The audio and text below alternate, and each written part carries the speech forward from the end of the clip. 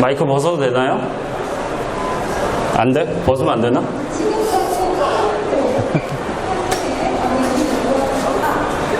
안녕하세요. 인사드리겠습니다. 저는 우리나라에서 위스키를 만들고 있는 김창수라고 합니다. 반갑습니다.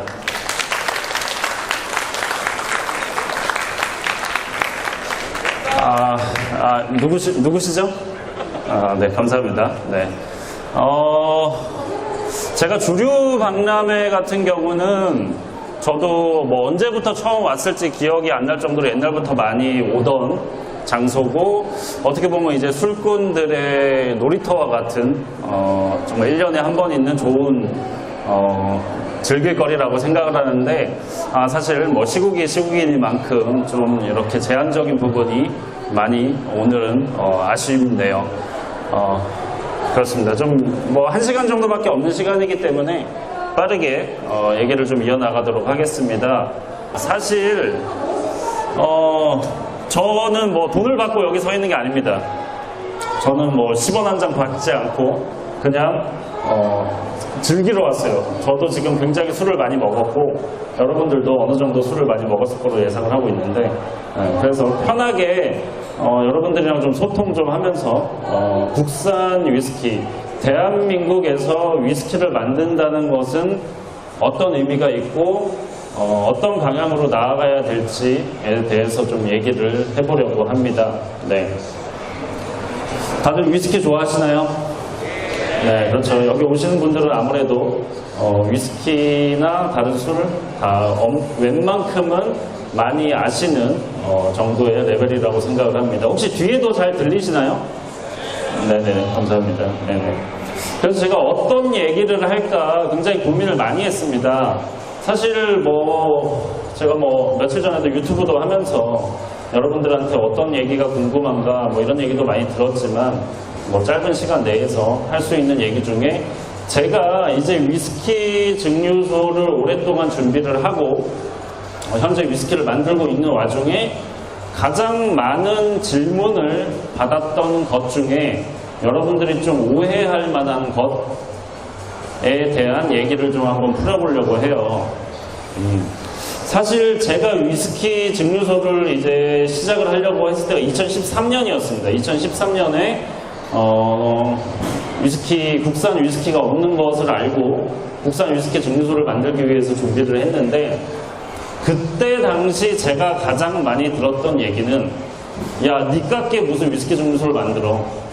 야, 위스키 증류소는 돈도 어마어마하게 많이 필요하고 설비 투자나 소요되는 비용 수십억이 들어가는데 어떻게 네가 위스키 증류소를 만드냐라는, 어떻게 보면 무시 플러스 조롱이 가장 큰 제가 듣는 평가였는데, 막상 만들고 나니까 가장 많이 듣는 내용이 뭐냐, 제가 유튜브도 하고 블로그도 하지만은 댓글이나 이런 내용들을 가장 많이 좀 우려를 나름 해주시는 부분은, 야, 스코틀랜드 위스키랑 스코틀랜드와 우리나라랑 기후가 이렇게 다른데 어떻게 우리나라에서 좋은 위스키를 만들 수 있냐.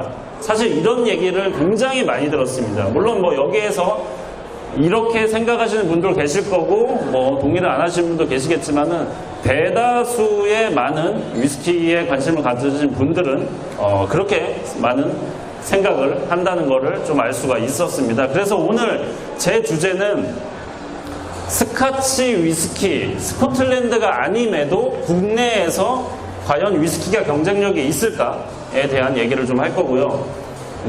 결론적으로 말씀드리면 좀 잘못된 편견인데, 이 편견이 어디에서부터 왔는지에 대해서 얘기를 좀 하면서 위스키의 역사와 위스키의 산업, 그리고 국산 위스키가 나아갈 점을 한번 풀어보려고 합니다. 네, 박수 한번 주시죠.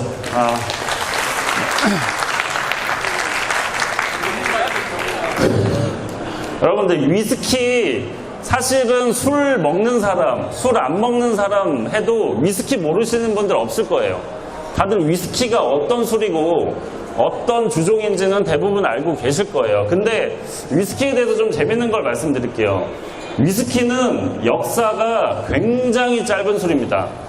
거의 신생아급이라고 불릴 정도로 위스키는 태동의 역사가 비교적 분명하고 정확하고 그 이유는 짧기 때문입니다. 예를 들어서 와인이나 맥주 같은 발효주를 예로 들으면 사실 뭐 와인은 우스갯소리로 이런 얘기를 해요. 와인의 기본은 원숭이다. 원숭이가 가장 먼저 와인을 개발해서 먹었다 라는 얘기가 있을 정도로 거의 우리가 이 기원을 알 수 없을 정도로 굉장히 오래된 술입니다. 거의 뭐 몇천 년 이상 넘어갈 정도로 굉장히 오래된 술들인데, 그럼 위스키를 좀 한번 볼게요. 위스키는 사실 뭐 기원에 논란이 많이 있습니다. 위스키의 가장 먼저 시작된데 혹시 알고 계시는 분 계신가요? 위스키가 어디서 가장 먼저 시작되나요? 뭐 제가 원하는 대답이 나오진 않았는데 사실 아일랜드와 스코틀랜드가 좀 싸우고 있는 형국이라고 보시면 됩니다. 근데 두 가지 다 이해가 돼요. 왜냐? 일단 위스키의 역사는 증류주의 역사랑 궤를 같이 합니다. 사실 증류법이 어디서 개발됐는지는 아직도 불분명하고 뭐 중국이다, 뭐 아랍이다, 뭐 이집트다, 뭐 여러 얘기가 많아요. 뭐 연구술사로부터 증류법이 개발돼서 전해졌다, 뭐 이런 얘기가 많은데 어쨌든 증류법이 개발이 되고 전 세계로 퍼져나갔습니다. 증류법에 따라서 각 나라는 그에 맞는 술들을 갖게 됐어요. 대표적으로 우리나라 뭐 소주, 뭐 중국 뭐 고량주, 뭐 저기 와인을 많이 만드는 남유럽이나 이런 데는 뭐 브랜디 같은, 오드비 같은, 그리고 북유럽 이런 데 미리나 뭐 보리를 생산하는 쪽은 보드카나 위스키. 그렇죠? 이 증류법이 어떻게 흘려 들어갔느냐에 따라서 사실 사람들이, 여러분들이 알고 있는 거는 아일랜드라고 말을 하죠. 실제로 아일랜드에서 스코틀랜드로의 증류법이 넘어간 건 맞습니다. 그래서 아일랜드가 최초의 위스키라고 주장하지만 그 당시의 위스키를 그럼 한번 상상해 봅시다. 그때의 그 증류법이 막 전해졌을 때의 위스키, 그게 지금 현대 위스키라고 불릴 수 있을까요? 그때의 증류법이 막 정해졌을 때의 위스키는 지금의 여러분들이 상상하시기에는 오히려 소주나 보드카와 같은 형태의 술이었습니다. 무색, 투명하고 숙성이 전혀 되지 않은 그런 상태의 술이었죠. 근데 이거를 과연 위스키의 원조로 봐야 될 것인가에 대한 논란은 있습니다. 그래서 스코틀랜드가 주장하는 게, 그럼 위스키에 지금 여러분들이 가장 좋아하고 위스키 하면 떠오르는 게 뭡니까? 바로 오크통 숙성이죠. 위스키의 오크 숙성은 뺄 수가 없습니다. 많은 나라들이 오크 숙성을 강제하고 오크 숙성을 했을 때만 위스키라고 인정을 하고 있습니다. 그런 면에서 보면은 현대의 위스키의 숙성법을 정립하고 알린 거는 스코틀랜드입니다. 그렇기 때문에 스코틀랜드에서 위스키의 원조라고 주장도 할 수 있는 거죠. 제가 여기서 그 두 개가 어느 개가 원조라고는 얘기하지 않겠어요. 어쨌든 스코틀랜드에서 이 숙성법이 대중화되고 알려진 게 불과 1800년 정도라는 겁니다. 1800년 정도면 지금부터 200년밖에 안 됐어요. 200년이면 주류 역사에서 굉장히 짧은 시간입니다. 네, 200년 만에 지금의 위스키가 생겼고 여러분들이 누구나 알고 있는 위스키가 지금 태동을 한 겁니다. 자, 그러면은 좀 더 현대로 와볼게요. 한 30년 전, 40년 전으로만 거슬러 갈게요. 위스키, 어느 나라에서 위스키를 만들고 있었을까요? 자, 혹시 여러분들 위스키 공부할 때 떠올렸던 5대 위스키 생산국가라는 말 들어보신 적 있나요? 많이 들어보셨겠죠? 스코틀랜드, 아일랜드, 저기 북미 쪽에 캐나다, 미국, 그리고 아시아의 일본. 이렇게 해서 지금도 뭐 일부 책에서는 5대 위스키 생산국가라고 해서 많이 표기가 돼 있을 거예요. 근데 왜 그러냐면은 한 40년 전만 해도 제대로 상업화된 증류소는 5개밖에 없었어요. 이렇게 여러분들이 유명하고 많이 알고 많이 소비되는 주종임에도 위스키를 만드는 나라는 30년 전만 해도 5개밖에 없었다는 겁니다. 놀랍지 않습니까? 네. 이게 왜 그렇게 되는지 한번 살펴보게요. 근데 30년 전만으로 돌아가서도 볼게요. 보십시오. 일본 어땠습니까? 최근 10년, 20년도 좀 오바죠. 10년 전만 해도 일본 위스키 죽었다. 일본 위스키 도대체 어떻게 살려야 되냐. 일본 위스키 증류소들 다 망하고 일본 위스키들 생산량 엄청 급격으로 줄이고 이게 바로 10년 전입니다. 그 정도로 10년 전까지만 해도 일본 위스키조차 인정받지 못했어요. 자, 그러면 미국으로 가봅시다. 버번 위스키 어떻습니까? 콜라 타 먹는 위스키. 맛없으니까 콜라 타 먹어야지. 숙성 짧게. 응? 오히려 미국 사람들도 스카치가 최고지 버번 위스키는 뭐 칵테일로 만들어 먹는 술이지. 그런 취급을 받았죠. 심지어 최근 한 5년 전까지만 해도 미국 안에서 위스키 판매 1위는 캐네디안 위스키였습니다. 그 정도로 미국인조차도 버번 위스키를 외면했죠. 그럼 캐나다는 어떨까요? 캐나다? 미국 위스키 그냥 공급하는 공장. 지금도 증류소가 몇 개 없고 특색이 없습니다. 자, 아일랜드로 가봅시다. 아일랜드 어떻습니까? 뭐 얘기할 것도 없죠. 아일랜드 자체가 먹고 살기에 바빴죠. 자기네들 독립, 뭐 기근 이런 걸로. 그래서 그 많던 증류소가 아일랜드에도 2-3개 밖에 안 남았죠. 즉 제가 여기서 말씀드리는 건 뭐냐, 우리가 위스키가 태동 이래부터 200년 전부터 지금까지 불과 한 20년 전까지 스카치 위스키 독점 체제하에 살고 있었다. 우리는 스카치 위스키의 논리하에 스카치 위스키의 법칙 아래 위스키를 정의하고 있었던 겁니다. 네. 그래서 여러분들이 국내에서 스카치 위스키 스코틀랜드랑 기후가 우리나라 완전 정반대인데 어떻게 위스키를 만들어? 라는 것도 그래서 이해는 가는 부분입니다. 네. 크게 한번 해주세요. 박수 한번 쳐주세요.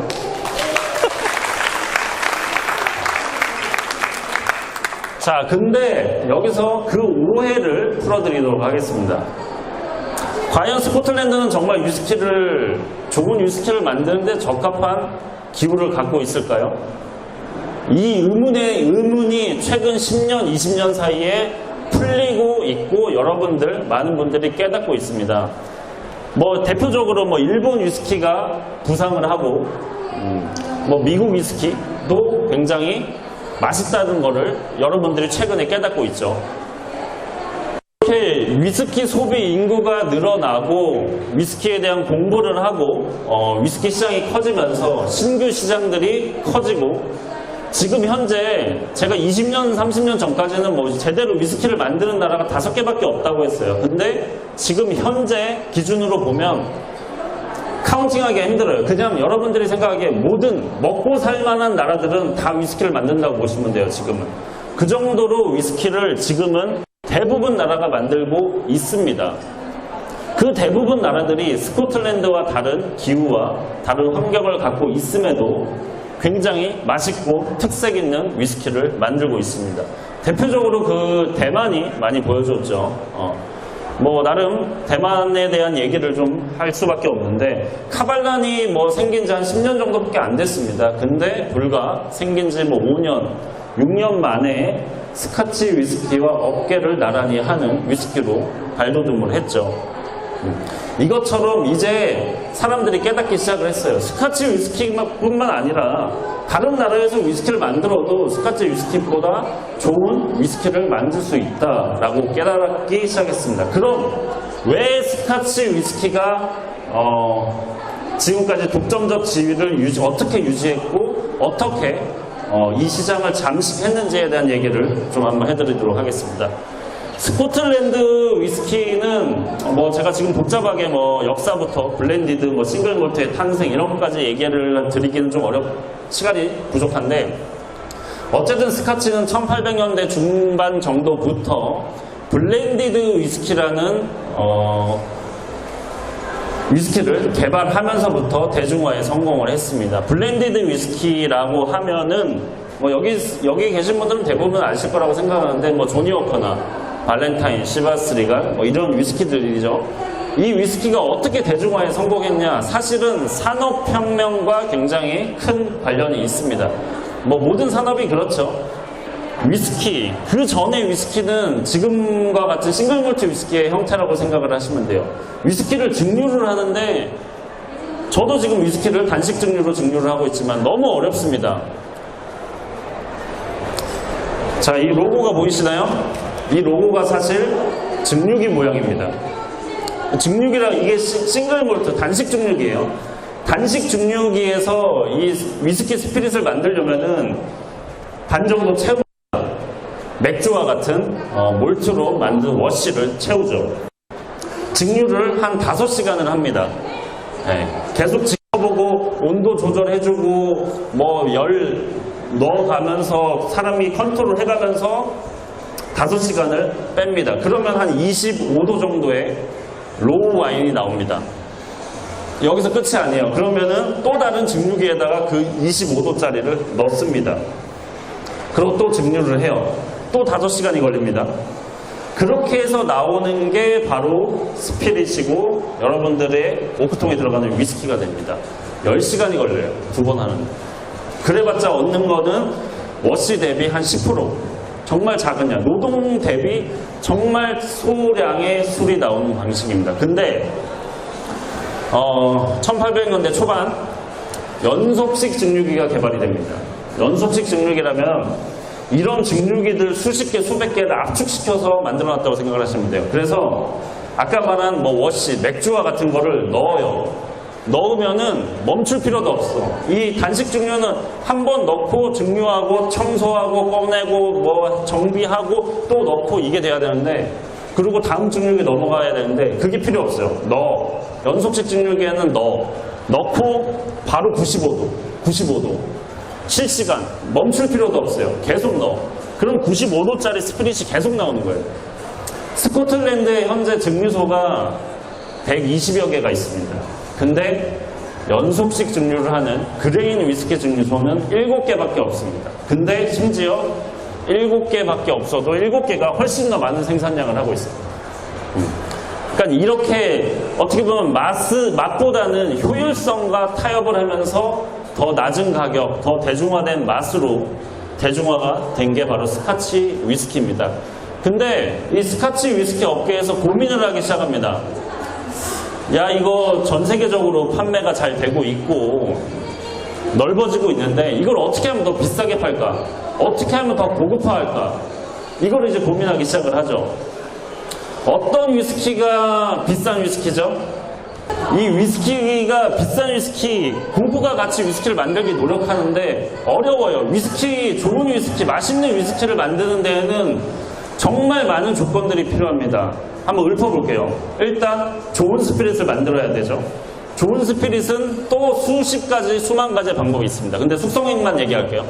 좋은 스피릿을 만들어요. 그 다음에 숙성을 해야 되죠. 오크통 사이즈, 오크통 나무의 종류, 오크통 퍼스트 필이냐, 버진이냐, 세컨드 필이냐, 서드 필이냐, 뭐 리필이냐, 그리고 기후와 환경, 조건, 이렇게 수많은 숙성 기간, 이렇게 수많은 조건들이 합쳐져야 좋은 위스키가 나오고 여러분들이 좋아하는 맛있는 위스키가 나옵니다. 근데 이 중에서 다 어려워요. 좋은 스피릿 어떻게 할 거야? 수치로 표현이 돼요? 좋은 스피릿? 몰라요. 뭐 세컨드 필, 서드 필 이런 거 직관적으로 와 닿았습니까? 공부를 해야 그나마 퍼스트 필이 좋구나, 혹은 쿼터 캐스크, 스몰 캐스크가 좋구나, 숙성이 빠르구나를 알지, 직관적으로 이 중에서 알 수 있는 위스키의 가치를 올리는 거는 딱 하나, 숙성 연수입니다. 이거는 판매자, 제조자도 그렇고 소비자도 그렇고 서로 편해요. 사실은 서로 타협한 부분입니다. 나는 좋은 위스키를 소비하고 싶고 내가 좋은 거를 먹었다라는 느낌은 소비자를 받고 싶어요. 근데 브랜드 애매해요. 물론 좋은 브랜드 있지만 어떤 스펙 애매해요. 하지만 30 써있어. 숫자 30 써있으면 여러분들 벌써 긴장하죠? 30 그런 거 보면 딱 숫자만 보면 이거 좋은 위스키구나, 비싼 위스키구나, 직관적으로 그냥 알 수 있습니다. 그래서 이 위스키, 스카치 위스키 산업에서 숙성 연수라는 게 가장 중요한 등급으로 자리를 잡기 시작해요. 그래서 스카치 위스키 업계에서도 내가 이 위스키를 비싸게 팔고 싶어. 그럼 어떻게 해야 되냐? 숙성 오래 하면 돼요. 숙성 오래 하면은 소요되는 비용도 많이 들지만 일단 17년, 21년, 30년을 찍히면은 기본적으로 보장되는 가격이 있단 말입니다. 이런 상황이 지속되다 보니까 시장이 어떻게 왜곡이 됐냐? 그 왜곡이 어떻게 발전했나 말씀드릴게요.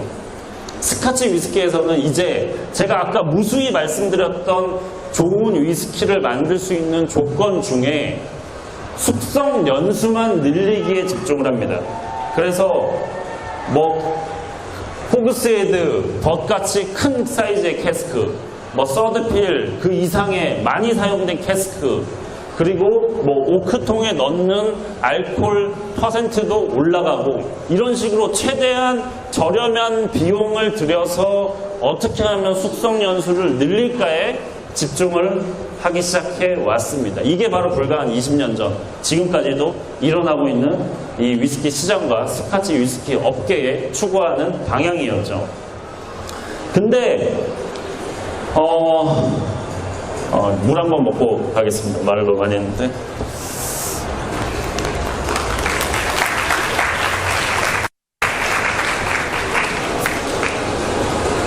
근데 이 부분은 굉장히 스코틀랜드에서는 좋은 부분이었어요. 왜냐면은 스코틀랜드는 기온이, 연평균 기온이 격차가 굉장히 적습니다. 그리고 평균 기온도 낮아요.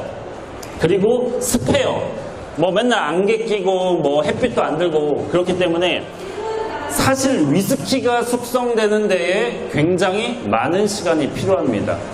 안 그래도 숙성하는 데 많은 시간이 필요한데 숙성하는 기간을 늘리면 가치가 올라간다? 이거 스코틀랜드의 완전 땡큐죠. 네. 근데 바꿔서 얘기해보면은 스코틀랜드에서 위스키를 숙성하는 거는 많은 시간이 소요된다는 겁니다. 어떻게 보면 비효율적인 거예요. 위스키가 숙성되는데 오랜 시간이 걸린다는 거는 굉장히 달리 말하면 다른 시각에서 보면 비효율적인 곳이라는 겁니다. 그렇기 때문에 다시 얘기를 돌아오면 최근 20년 사이에 야 우리도 위스키 만들 수 있어. 무슨 와인도 아니고 보리 수입해가지고 설비 수입해가지고 만들면 위스키 똑같이 만들고 있어 라고 증명한 나라들이 많이 생기기 시작을 합니다.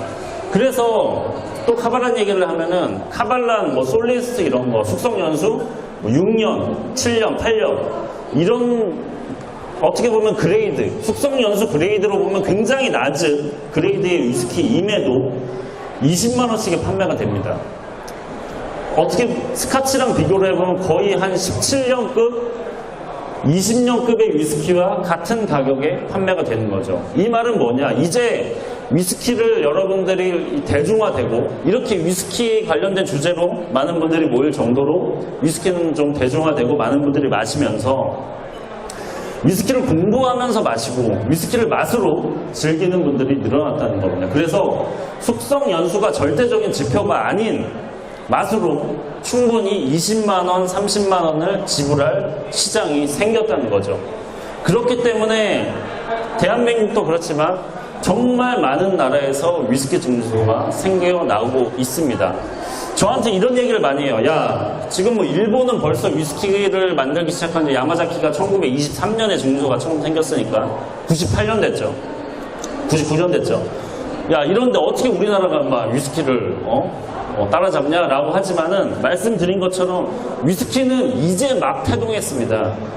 위스키의 시작은 200년 전 뭐 스코틀랜드라고 볼 수 있지만 제대로 전 세계에서 스카치 위스키랑 경쟁하면서 싸울 수 있게 된 환경은 불과 10년 정도밖에 되지 않았다는 겁니다. 네. 여기 다 타이밍인가요? 뭐 물론 그런 후회는 합니다. 내가 2013년에 위스키 증류소 만들려고 했는데 그때 만들었으면 지금 날개를 달았겠구나라는 생각은 하지만 어쨌든 그럼에도 늦지 않았다는 거, 충분히 지금 현재 위스키 시장은 무한 경쟁 시대예요.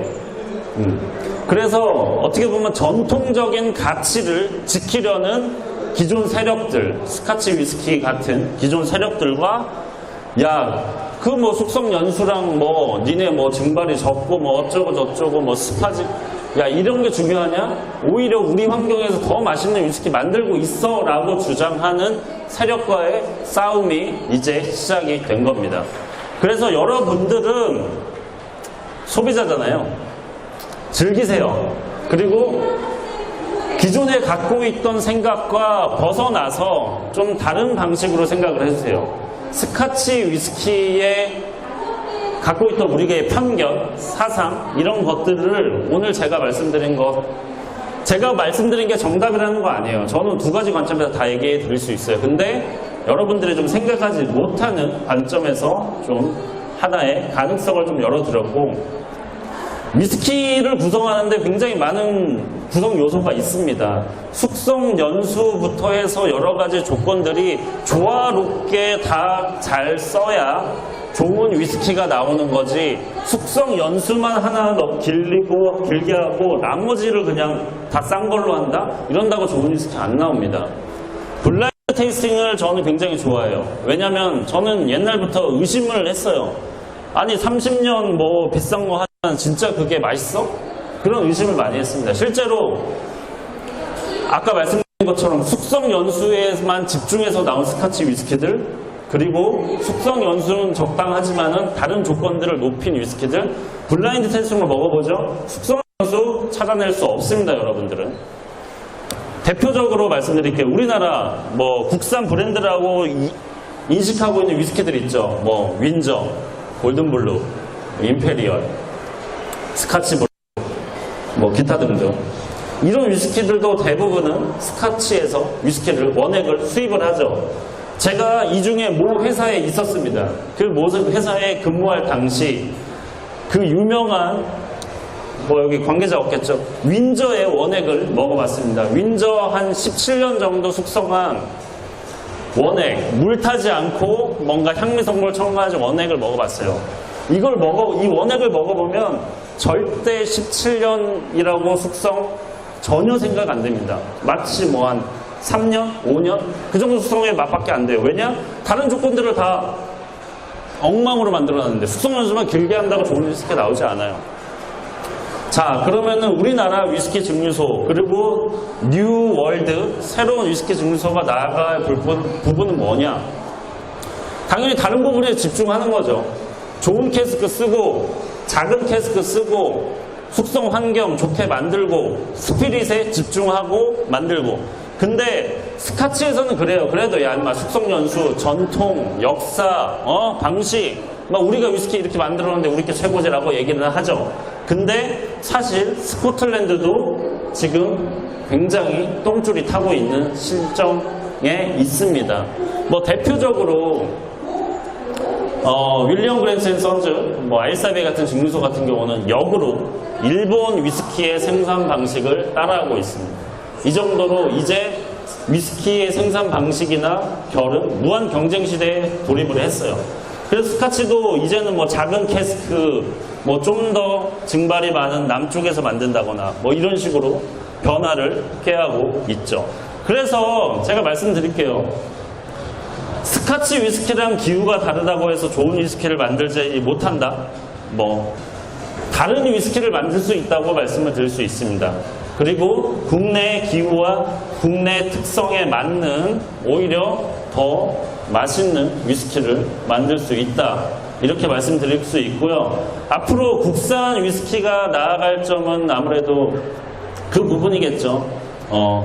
다른 좋은 캐스크나 그리고 국산 뭐 몰트라든가 국산 오크로 만든 특성화된 국내 위스키의 특성을 살린 부분으로 해서 특성화해서 숙성 연수 그리고 스카치의 전통을 이길 수 있는 방식으로 위스키를 만든다면 충분히 경쟁력이 있다고 말씀드릴 수 있을 것 같습니다. 뭐 일단 한참 쉬고 가겠습니다. 네.